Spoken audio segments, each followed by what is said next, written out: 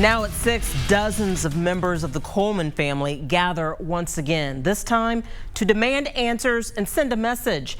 They want duck boats banned so no other families have to endure the suffering and loss they're living right now.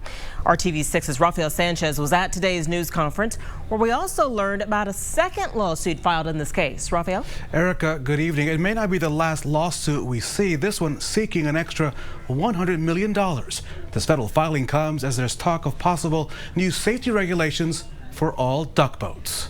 We lost a branch of our family tree. I lost my aunt, my uncles, my cousins. This was a show of unity. We lost friends. My niece, my nephew. 50 people standing shoulder to shoulder. I lost 9 cousins. I lost family friends for over 40 years. I lost my Aunt Tony, my Uncle Butch. It took more than 6 minutes for the people in this room to share their connections to the family members killed in the Missouri boat accident. I don't want anybody else to go through this ever again.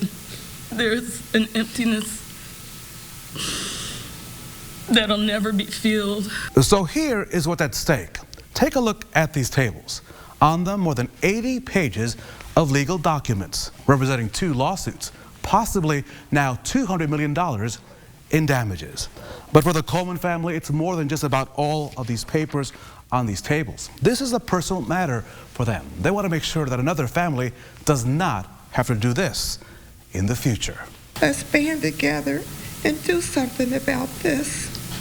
The pain and the hurt that we feel is incredible. In light of the Ride the Ducks tragedy, the family is encouraging people across the nation not to ride on any duck boats until new federal safety standards are imposed. Current lawsuits claim the boats are unsafe and poorly designed. What makes it even worse for this family is that 16 years ago, the duck boat industry was warned about this very hazard, that their canopies trap people when duck boats sink, that they are coffins and death traps, and rather than doing anything about it, they continued to just sell more tickets. And this family has paid for that ticket with precious life and blood. And enough is enough.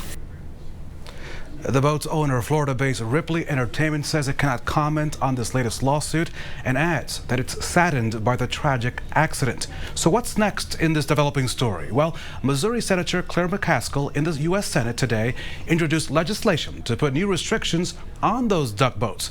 She's calling on the Coast Guard to enact new regulations within 180 days aimed at making sure vehicles like duck boats stay afloat during flooding. Duck boats would then have 2 years to comply. In the meantime, they would be required to either remove canopies or install ones that allow passengers to escape in case of a flooding or a sinking.